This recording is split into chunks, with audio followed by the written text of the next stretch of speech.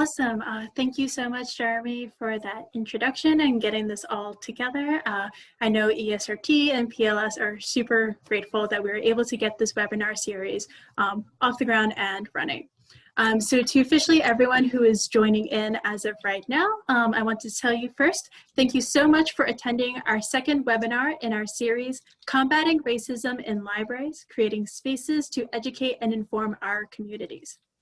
So for today's presentation, our title is Using Collection Development and Reader's Advisory to Introduce Race Relations.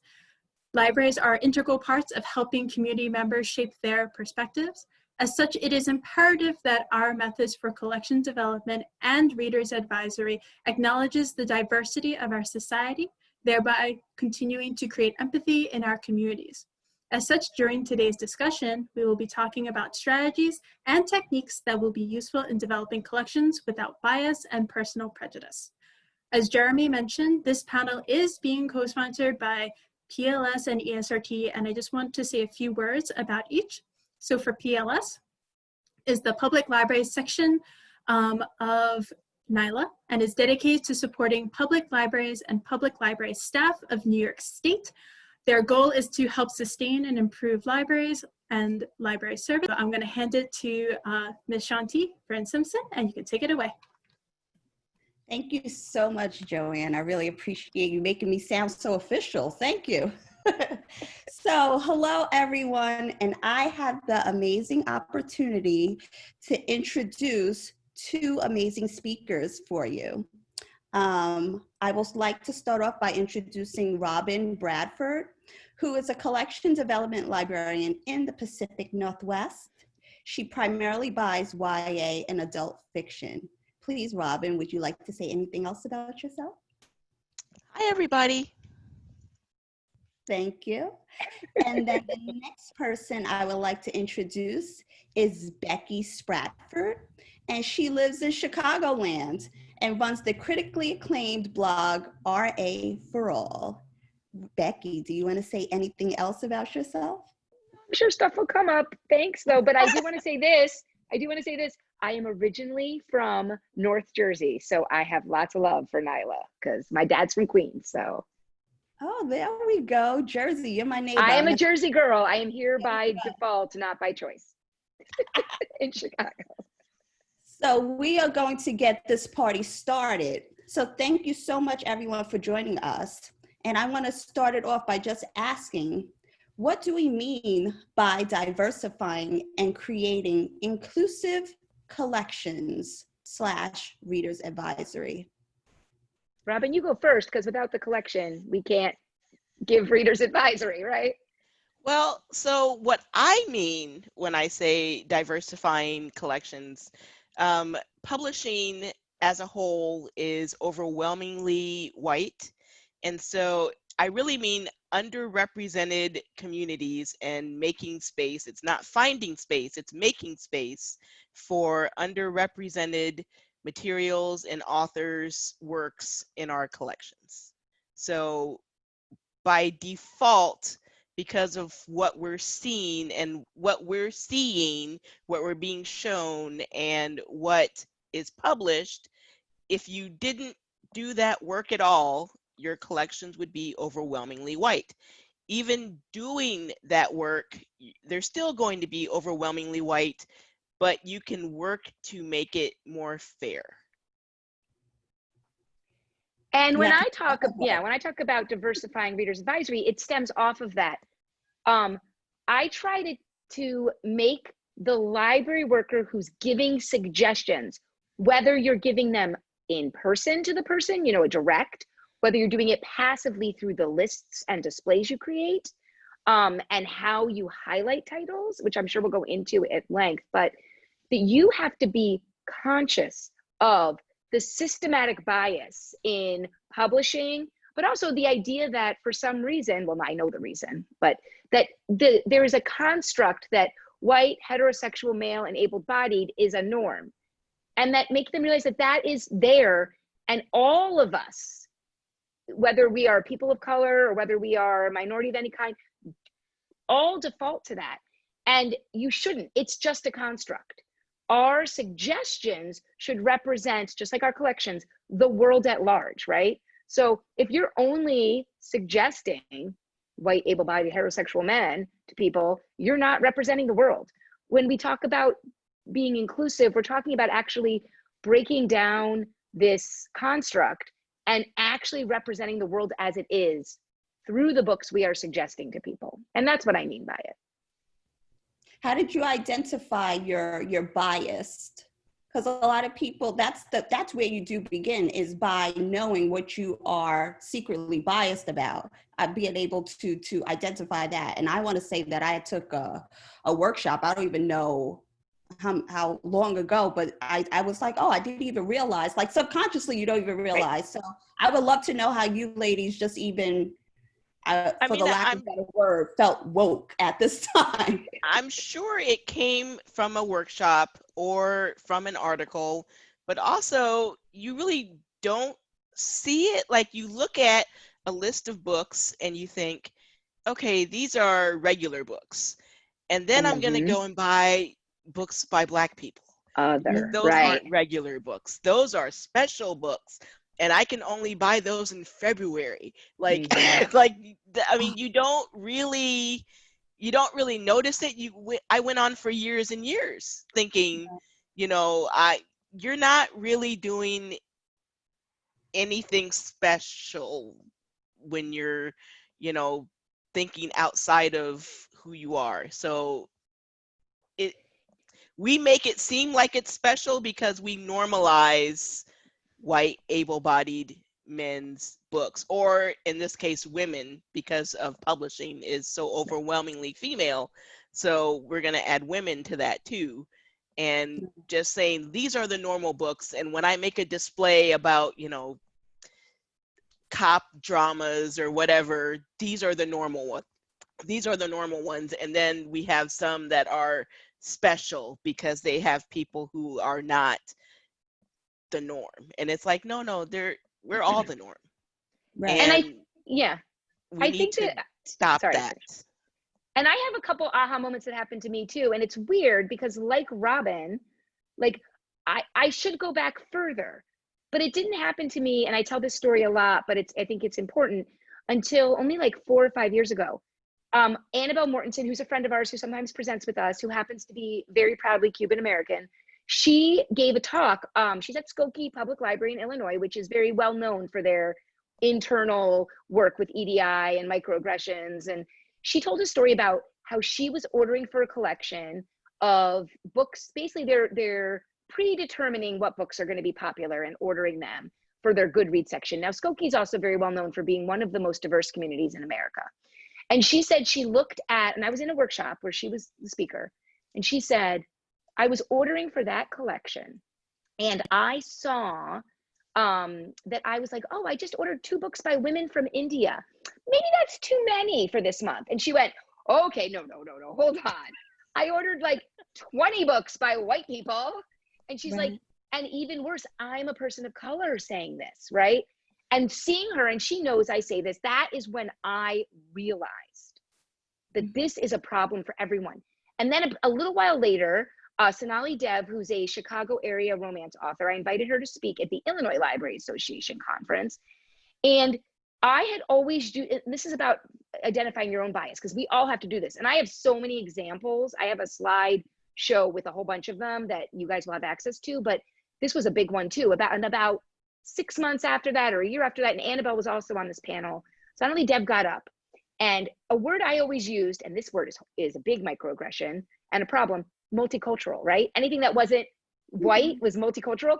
So Sonali Dev, and she does write books that are multicultural now, but at the time she was writing romances with people from India and only India, okay? And she got up on stage, and I like have been friends with this woman till this day, because she said this. She said, was like, oh, my book's in the New York Times. There's a review of my book in the New York Times. I'm so excited. It's romance. It's Indian people, right? And she's like, she read the review and it said that it was a great example of a multicultural romance. And she went, wait, what? There's only one culture in my book. There's no multi of the cultural. And I realized then, like, this is a huge problem. And we have to go back and look at everything we do and say, And really every single person does things that, no matter how well-meaning you are at the time when you do them, no one is saying you are a bad person, but we all have these instances. And that was an example of a word I used. We used to use alternative lifestyle stickers on our LGBTQ books. Even worse, we had it at Berwyn Public Library outside Chicago where I was, a huge and very prominent gay organization that bought us those stickers to highlight the books. I mean, that is just bad. So there's just so many examples, and I saw them throughout. I should have noticed them sooner as someone who studied a lot of English in college. As a Jewish person, I had to teach myself Christian mythology and Christian religion in order to understand literature, because I was supposed to have to, look at a Christian focus on all the books I read. And until I took a Jewish literature class, I never felt so comfortable. But yet I didn't notice that bias then, So Yeah, we all have to work on it. I get it. Because I remember with urban fiction, some people would put it under African-American experience. So that says, that's not all African-American experiences. So Exactly. I totally Exactly. get And it. I worked in an urban Hispanic mostly community, and they loved urban fiction because it was urban fiction. Yeah. Even though it was a majority African-American, they did not care. They identified with it, of course.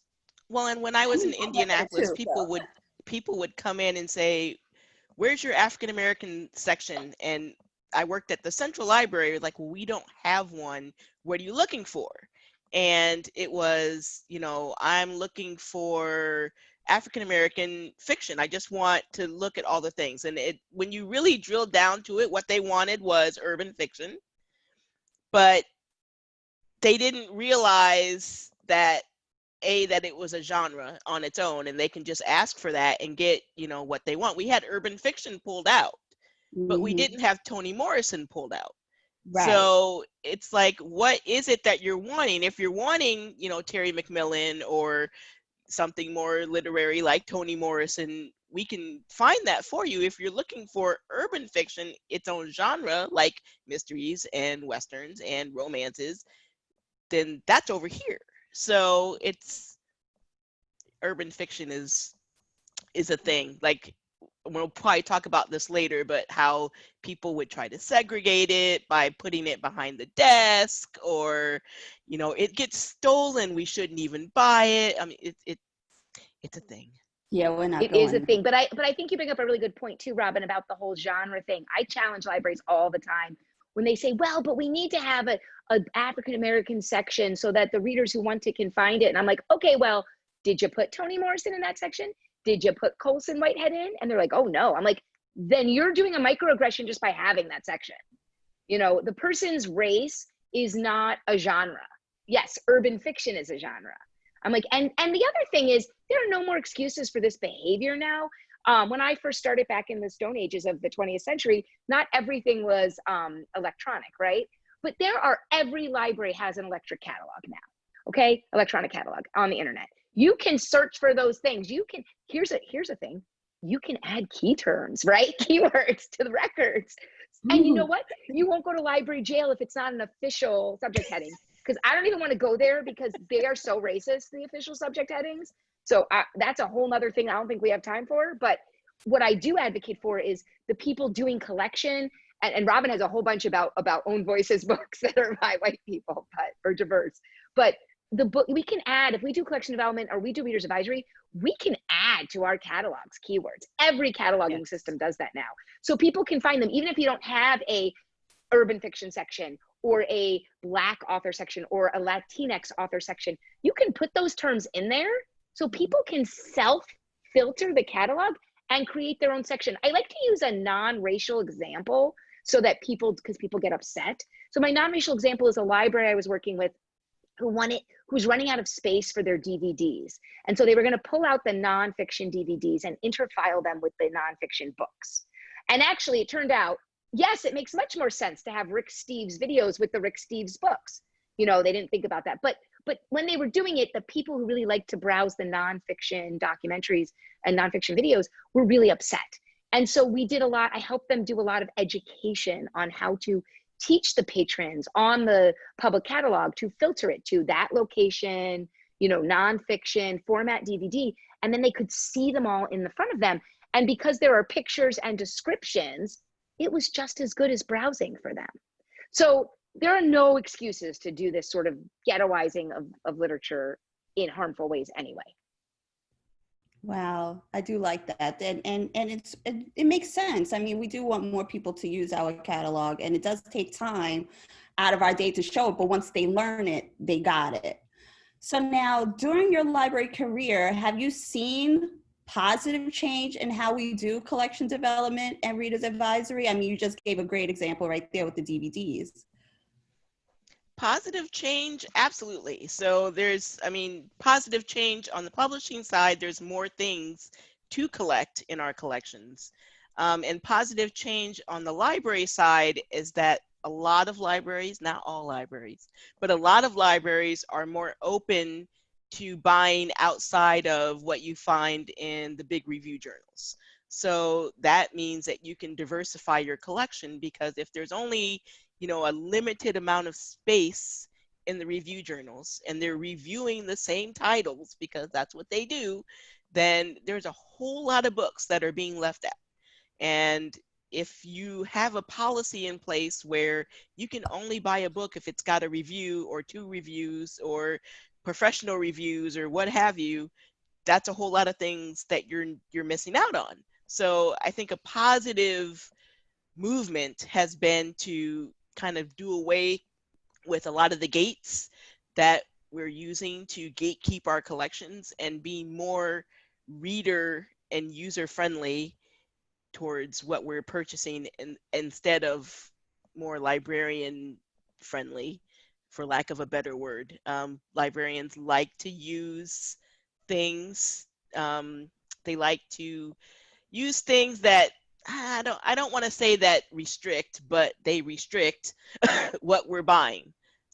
We want to make sure we have the best book instead of books that people might like, whether or not reviewers like them or even knew about them or not. So that is a very positive change. From the reader's advisory side, I'm going to say, I'm going to still be positive, but I'm going to be a little less positive, because I'm going to tell you, the books are great, but people are hard to change. And I deal mostly with training people to be the ones that suggest the books, right? I also happened to do collection development too when I was a librarian, but my main job was getting books in people's hands. And I've been doing this training, I've been training for 5 years, and I've always included like making sure you are giving broad as possible suggestions to people. And I was always getting pushback. Or I would go into a library and large library systems that you've heard of, and I would give a talk, and I would say straight up, like, I'm a white lady, I'm here representing 88% of you, you know, most of us, there's like 4 people of color in a big room, there's 1, you know, in a small room. And I will say things like, purposely only book talk books that are that are diverse, okay? And I would do that on purpose because they're great books. And I would get notes after my visits. I mean, emails that would make me cry from the one person of color in the room who would say things like, Becky, as you were talking, I remember this vividly. The book I was talking about was this book I was on a total rampage about a few years ago that I loved, called A River of Teeth. It is totally a non-binary story. It's the West, except there's hippos. Just go look it up, okay? Sarah Daly. She said, I watched somebody, one of my coworkers, order that book for Overdrive while you were presenting on her computer. And she's like, and she was actually a gay person of color. And she was like, Becky, I have been pushing this with them that we needed more diverse collections, and they don't listen to me. But because you look like them, they listened to you. And Robin and I have discussed this, and it's horrible that it has to happen that way, but I really take that role very seriously. And so I try to lead by example. I have made a public pledge that I will never turn in a review I review for Booklist and Library Journal. Now, I also review mostly horror, which is a whole nother issue about people having bias against, but I will never, ever turn in a review with a read-alike, with only white male read-alikes. Even if, you know, those are the easy, obvious ones. I don't care. They will not be straight white male read-alikes. And even if I have a white woman, I'll make sure the other one is either non-binary or a person of color, and they're good books. But if I'm not going to do the work to find the connections to help the staff make the connections with readers, they're not going to do it. And I know that. And they're going to listen to me and they're going to do it. So over time, in the last, I would say 2 years, I have started to see fewer of those emails from the people of color and the marginalized voices saying, without you, I don't know what would happen. And I'm seeing more of, people writing to me like, I need help. I'm, a white librarian. I want to diversify. I can't find David Baldacci read-alikes that aren't white. I have a whole thing in the slides I sent you. I'm not going to waste time explaining it, of how you can find David Baldacci read-alikes that aren't white male. But the fact of the matter is, I'm seeing the change. The books are getting in the collection, thankfully, more, but you still got to get people. And I've had people give me excuses. I'm done with excuses. Like, there was a lady in one of my library journal trainings who actually said she was afraid if they over suggested books by people of color that people were going to come in and cause them physical harm to protest. I was like, no, that is not going to happen. You need to calm down.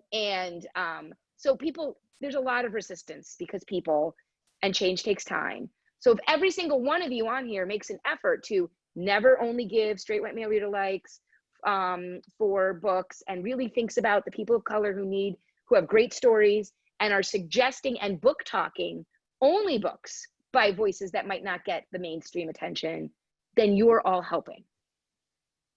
I mean, Becky, you really said it, where you have to do the work. And I know that you don't want to go into too much detail about doing the work to find read-alikes for David Baldacci, but there is so many books, so little time. Where do people even start to even learn about more diverse materials? Are there book lists that you guys like to check out to share with the participants today? So for me, because what I do 40 hours a week is look for things to buy. If you don't have 40 hours a week, which most librarians don't, I would say start with a Google search.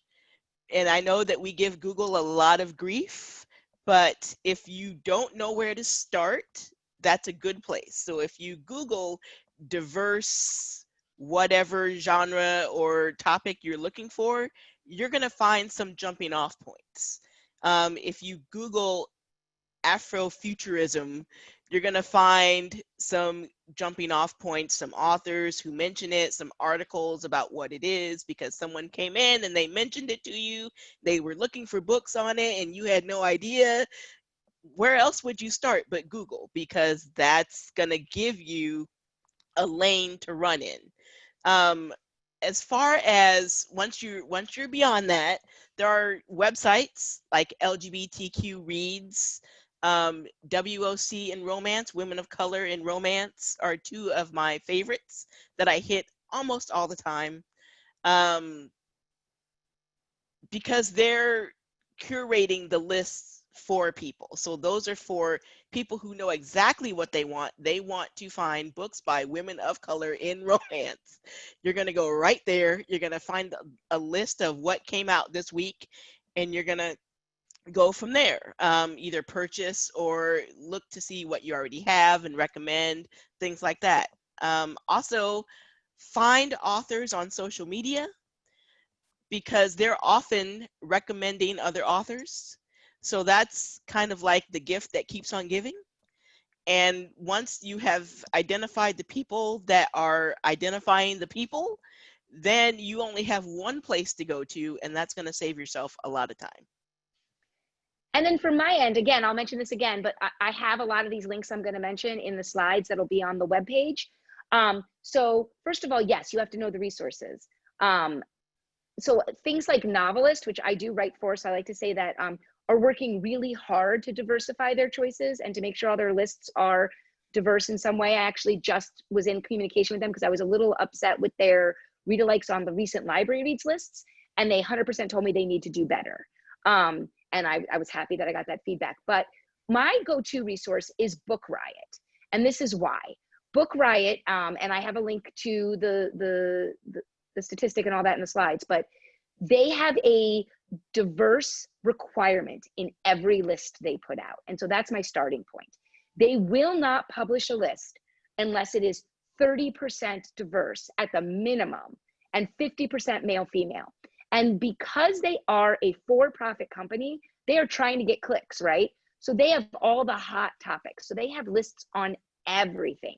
Again, my specialty is horror. So they have the best haunted house stories right now, because they're doing a lot about that, right? The best Gothic stories. And their lists are diverse. I trust them to be diverse. I have even taken their standard as my standard. And that's the next step.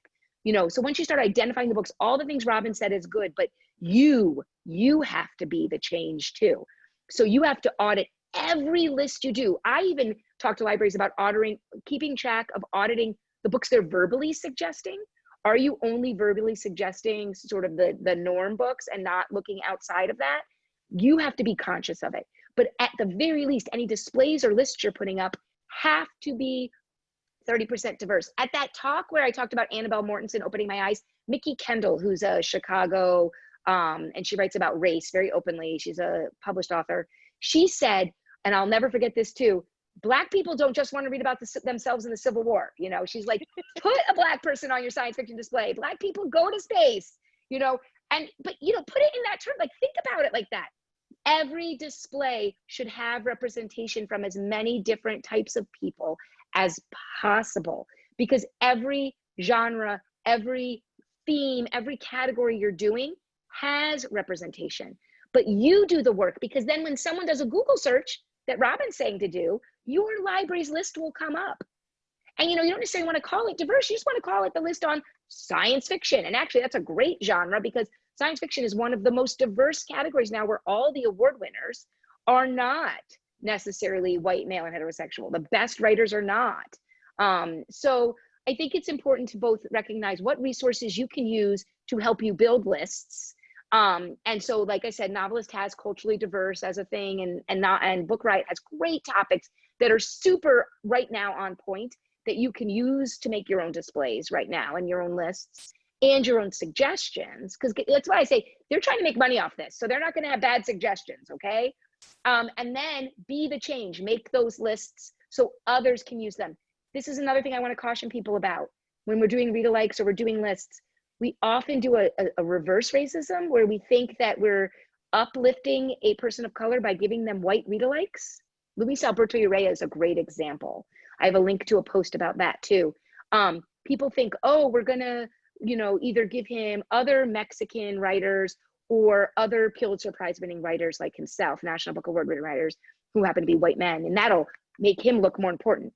No, that does not make him look more important. That's a microaggression saying you have to get a white read-alike to be important.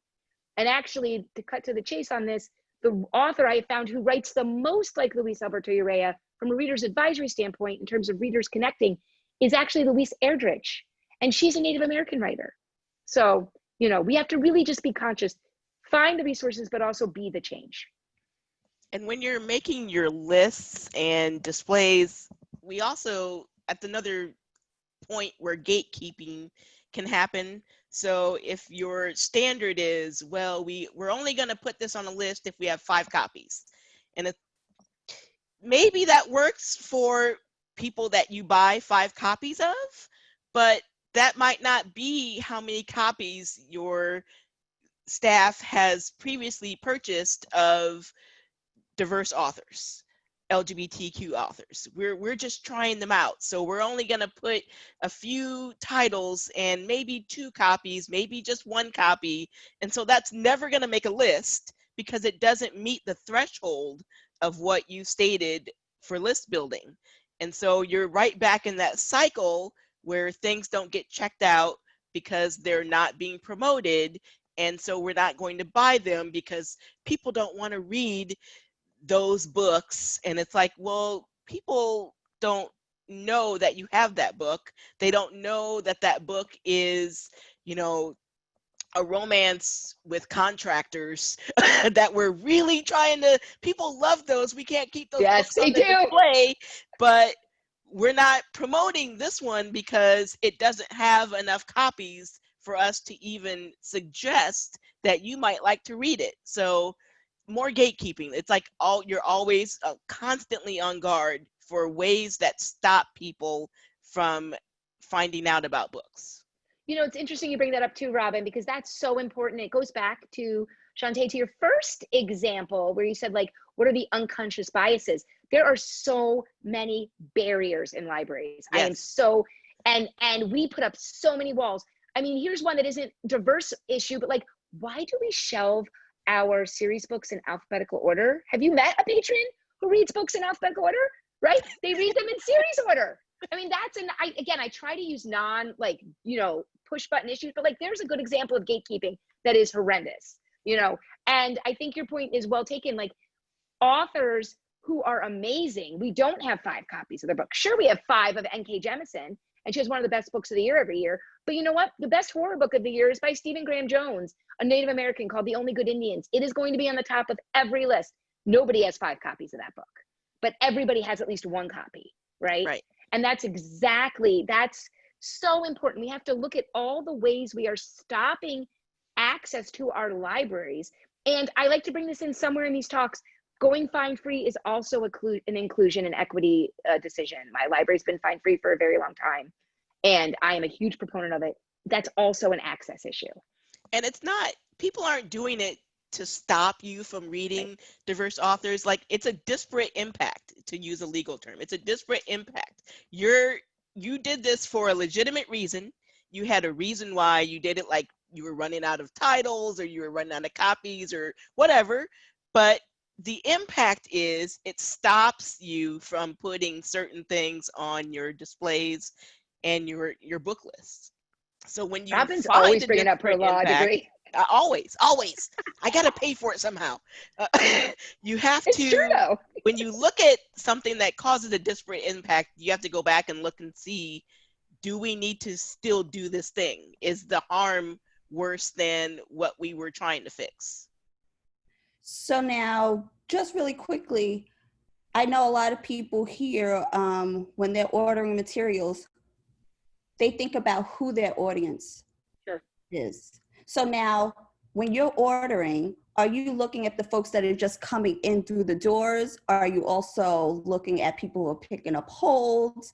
But you also have to think of the people who are just getting books online. All the above. Like, ebook, everybody in my community is a potential customer. So we're always chasing the mythical non-user. Like, oh, what can we do to bring this person that doesn't ever come in the library, or once they only come in, you know, to get their kids books, and how do I entice them to check out this thing? Like, that's the whole point of displays by the door. Like, they're only coming in to get holds, but how do I entice them to look at this thing? So we're always chasing the mythical non-user. But so I ordered Overdrive way back in the 2000s. And then once I moved to this new library, I had not ordered Overdrive in about 5 years. And starting with the pandemic, started ordering Overdrive again. And it's funny, like, you notice things, you're like, nobody's gonna want to check that out. Oh my God, there's 13 holds. Like, what happened? So you're always thinking about, is this something that someone might want, and give it a shot. It's a lot easier to give something a shot at $2.99 rather than, you know, $86.99. But that $2.99 thing can have 17 holds, just because it's something that people looked at when they were searching online and it caught their interest, and then you buy it. So always trying to search for everybody. And when I did this, I did both collection development and the reader's advisory angle. So I was thinking both, what do I need in my collection for the readers, both exactly like Robin said, the ones that were coming in and the ones who were potential readers. And I needed titles that I needed to know that I could make displays to then, you know, put them on display and find ways to hand sell them to patrons. So I was doing both. And I definitely thought about now I happen to work in a fairly diverse community, but I've worked with communities that claim, well, we're mostly white, so we should have, we don't have to represent everyone. They're not going to read them. And that's wrong, because the world is out there. And last time I checked, we live in a very global society where everyone has connections with everyone. And these were Chicago area suburbs. And I'm like, we live right next to Chicago. So you're, bad call there. But the idea is I always looked for the types of books my patrons would like, the types of stories. I always had an eye on the diversity angle, but I wasn't looking at that as a reason to not buy something. I was actually, that would help it. But, mysteries, romance were extremely popular at my library, like every library. And we had, it was a fairly large library right outside the city limits of Chicago, 60,000 people community who were big library users. And I couldn't get enough romance and mysteries. And I often did turn to Overdrive to add some of those smaller titles to help satisfy demand. And it didn't matter. I mean, I was trying to make the lists inclusive and diverse, and it was harder when I was doing it. But that's where I think the best stories are right now. And we talk about this with horror. Like I said, it's my specialty.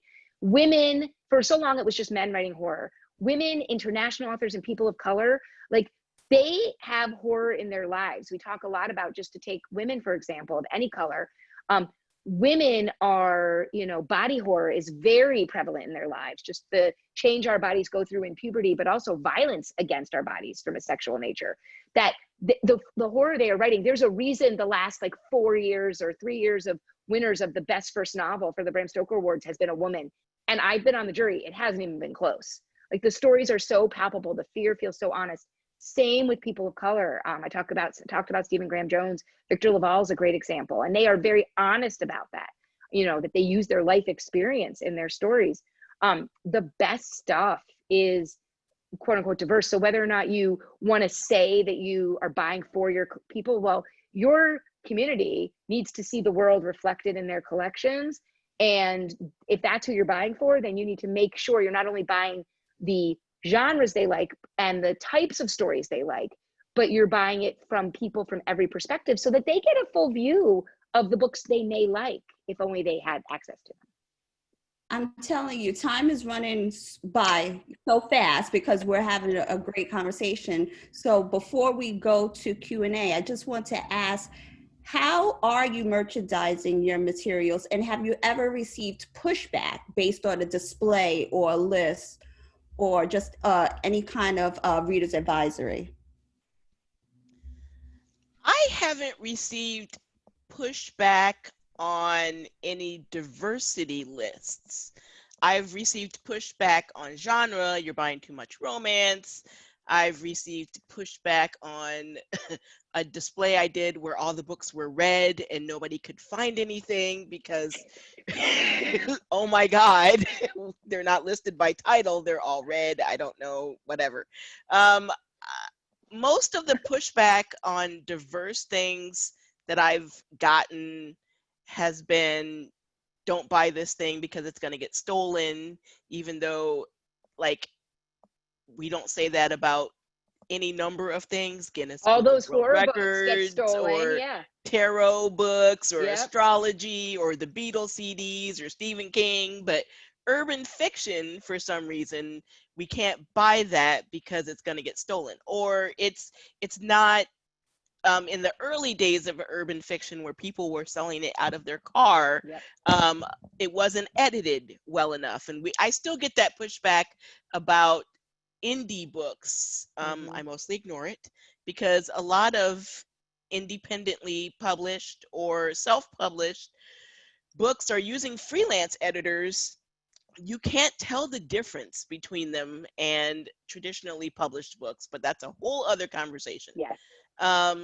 So I get a little bit of pushback there. If you're looking, especially for LGBTQ books, indie books are where it's at.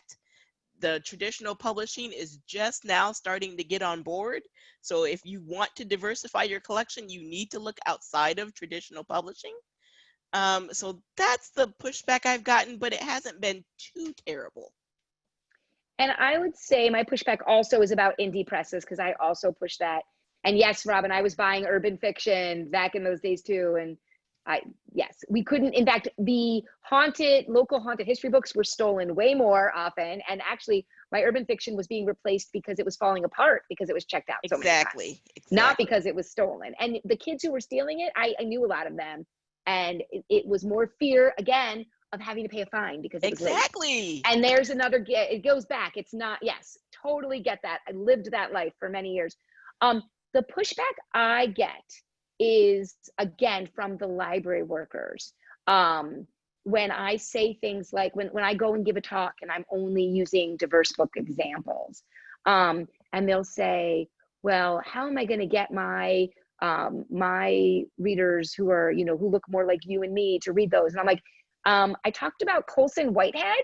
Have you noticed that, he was on the cover of Time magazine? So I'm going to say that, he's won the Pulitzer Prize like a million times, or like I said, I talked about, this is what I do, and I'm very careful so I don't get pushback. I have this very popular genre webinar, and I go over, it's like a joke, like let's watch if Becky can physically make it through every genre in an hour and 15 minutes with examples. I have a audit message at the start of the talk saying that how much percentage of my titles are diverse. And then as I go through them, I change it every time, only using current award winners or nominees, and it's 70% diverse. Okay. So that's how I counterbalance it. It's not me going out of my way. It's not me, oh, you're over highlighting those books. They're not. And then one other pushback I got was also from a librarian, and this made me very uncomfortable. And I might have gone off a little bit too much at this meeting, but it was a meeting, and we were doing, it was for the Adult Reading Roundtable. We create something for novelists called the Popular Fiction List, and it's available on Novelist. And we were doing the newest edition, and I left soon after. This is not why I left, but so I was part of that. And I was actually in charge of the speculative fiction section, which was easy to diversify. In the past, we had done a bad thing. We had put diverse authors in their own section, and I said, we're not doing that this time. We're putting them in. And every list has to be a certain threshold of diverse voices. And a person at the meeting actually said to me, well, we're supposed to make this reflect what authors are most popular in. We use Chicagoland as the example. And if I do a search, there's way more white authors who are more popular than these authors you're putting in. And I'm like, yes, that's because of systemic racism and the publishing industry and all these other things that have happened. And we haven't had those books for these authors to have more traction and be more popular. And I literally pushed back on her because she was like, well, my statistics show that, John Grisham and Stephen King. And, well, yes, but your statistics are faulty, right? They're based on a construct that we are trying to break down the barriers, and we have to be the change. I know I've said that so many times, but so that's my pushback. It's from library workers, because when they actually give out and make an effort to send out more diverse books. There's an example in my slideshow of the Deerfield Public Library in Illinois. You could not find a more white upper class community, okay? And they let me say this. They won an award by asking their little old rich white ladies to read more diversely and gave them prizes. And now they can't stop asking for books about people that aren't like them. So it works. Thank you so much. So now we have a few questions from our participants. So we have two from Julie Humphrey. Thank you, Julie. She says she really appreciates the resource that We Need Diverse Books gives. She wants to know, is there a comparable resource for adult books? And then her second question is, how do you locate reviews from indie presses? She says she goes to Library Journal and Booklist for some help with that, but are there other places to go? So sadly, the juvenile publishing is way ahead of adults in terms of tools for, like, We Need Diverse Books and also the Diverse Book Finder. Like, it does not exist for adults. I'm waiting. We're embarking on a collection audit right now, and we're starting with juvenile because the tools are there. Like, there aren't tools for adults yet. Hopefully, and Robin, we can't wait much longer, because those children are reading more diverse books. Exactly. And they're going to be our adult patrons. And what are we going to do? We're going to be in trouble. Hopefully they will come up with that. For book reviews for indie, I always point people to Forward Magazine. It's free for library staff. So if you go online and sign up, You will just magically receive copies both in your email and physical copies. So that is a good place to start. I suggest, and Becky will talk about this, Goodreads. And she will talk about how you use Goodreads because she has a great system there. But that you're think about who you're buying for. You're not buying for other library staff. Like, most of your readers will never read a professional review out of the journals that we use. So think about who you're buying for and then match your reviews to the people most likely to check out the books. So yeah, so I'll start with the Goodreads. So what I try to do with Goodreads is to find books. So I do a lot of work with horror, especially for the indie presses. But when you look up books that people are enjoying and you have an example book for, that someone likes, or even if it's not by a diverse author, I not only use the reviews, the 5-star and the 2-star, but the biggest thing I use are those the shelves that people put books on, because that is the reader talking. It's not the genre that like Novelist or the Review Journal will put on it.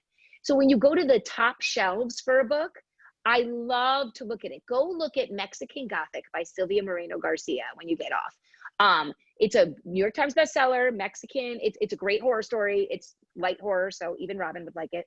And it's, but if you go look at the shelves people put it on, they aren't calling it necessarily horror or even Gothic. Just they're using terms like thriller or female protagonist, female hero, or Mexico, yes, but not always, right? And they sometimes use terms that don't make sense, but to them, that's what the book spoke to. And when you filter out by that, you sometimes get other lists. In terms of, I think I lost track of the other things I was going to say. Oh, in terms of adult books, resources, Robin is exactly right. There's nothing for adults. However, she mentioned Women in Color Romance. On my horror blog, I have a diversity in horror website. I suggest the Writers Associations. I am the secretary of the Horror Writers Association. We have something called the Sears Table, which is an official thing we do every month, and librarians can read it for free. I have a link to it in the slideshow. And it is the Diverse and Inclusive Works Committee every month suggests authors who fit that diverse category. And they are authors, and they give a start with title, and they give like a little synopsis. But how I also refine reviews of independent titles, go on Amazon and look at the best sellers in your popular categories, okay? So let's use urban fiction as an example. So to get those books and to have a review or to figure out, I always go to the urban fiction top sellers on Amazon, because they have all those little tiny, minute bestseller lists. And I see what the books are, right? And then I maybe look them up in other references to see if a review came out. What are the top selling books on Amazon? And find other reviews for them using Goodreads, or read the customer reviews, or go look at other trusted reviewers that I know in those genres, and then figure out those titles, and then see what else is by that publisher or by that author, and then social media, what that author is suggesting. There's ways to do it. But I do want to give a shout out to Ellen O. She's also works with the Horror Writers Association, because she's a horror writer also. She's done such a good job with We Need Diverse Books, and I hope that there's a way to do it for adults. Okay, we have a lot of questions, ladies. Oh, sorry. Try to hurry up, because we have 7 minutes. Okay, Okay. Really quickly. Lightning round. Is it okay for us to share your link, Becky, in the chat? Yes, I sent it. I think I sent it off to you. Yes. We will put Becky's slideshow. I'll put it in the chat. I'll put the link in the chat. Oh, you'll do it? Great. It's actually on my blog today, so I'm just going to do a post to my blog, because it'll also give people a link to your wonderful webpage too. Great, because we're referring to it and people want to see it. Got it. Doing it now. I have a question from Megan Bennis. What was the name of the magazine, Robin, you mentioned earlier? Forward Reviews. Forward Reviews. And then we have a question from Annie. She says she says, I am a very small library director with maybe an hour a week for purchasing at a very small budget. My community is about 94% white. How do I help my patrons broaden their horizons? As she said, P.S., fine free since 2017. Yay! I would say in your case, since you can't buy anything, or everything, you can't buy everything. find things that are similar to what they're reading. You could still use like women of color in romance or other diverse lists, and then utilize ILL, because bigger libraries probably have those materials. And I would just quickly add on to that. I think the review journals are doing a better job, because you probably only have time to go through like Booklist and Library Journal. And I know myself, because I'm doing a majority of their horror reviews for both, I'm going out of my way to make sure I'm representing diverse voices, but the editors are committed to it also, and they're cognizant of it. So try to find those titles. And again, look for read-alikes, like Robin said, comp titles to the popular books. She always uses the example of Rachel Hazel Hall. You want to talk about? Right, and she's Michael a great Connelly. comp. Right, she's a perfect comp for Michael Connelly.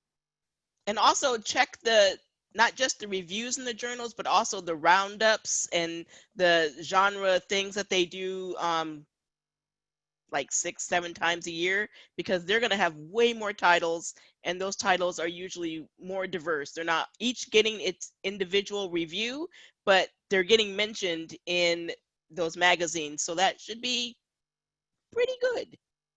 I would also put a shout out, if you're a small library, Novelist charges based on the number of people in your community, and they're really doing a good job creating curated lists for all ages of titles that should be in libraries. So if you can afford that, I don't know if you already subscribe, but it is based on your population. So that would be an easy resource for you to find the newest titles. Okay, so Anita Bauman, she is highlighting a great resource from American Booksellers Association that gives indie title list, bookweb.org/indie-bestsellers. So I think Good. Someone will put that in the chat so everybody will have access to it. And I would like to just ask both Robin and Becky, in about 2 minutes or less, what changes or work would you like to see librarians do to ensure inclusivity and diversity in their libraries? I would like to see librarians move beyond the big 4 review journals when looking for materials. So I'm not going to tell you, where you have to look, but I would like for you to look beyond Kirkus, PW, Library Journal, and Booklist. And I would say, look at yourself and the barriers you're putting up in your library to access in general, and to really think about yourself and the things you do that could be better. And so then lead by example. Because I think that I tell this to Robin all the time, I'm so sick of yelling at people, right? Like, do better, do better. But my goal is to show, like my kids, in school, show, don't tell, right? In the writing. Because when you show and when you lead by example, people will be more willing to follow than if you're always chastising them.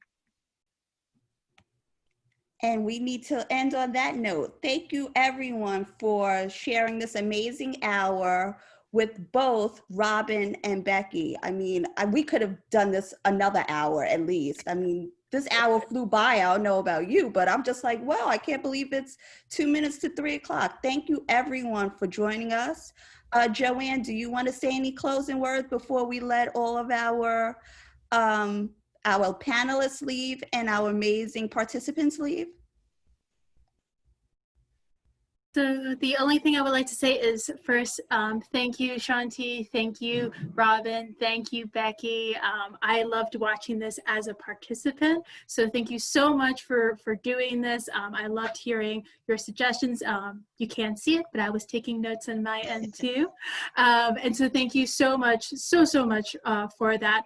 The last thing I'm going to say on our end is that we do have, as Jeremy mentioned at the beginning, we are having another webinar that's going to be happening next week, September 30th, same time, 2 p.m. It's going to be called Inclusive Programming, Every Race, Every Month. So if you can, please do go check that out. But those are the last few words I have. And thank you again so much. I really enjoyed watching you guys. Thanks for having us.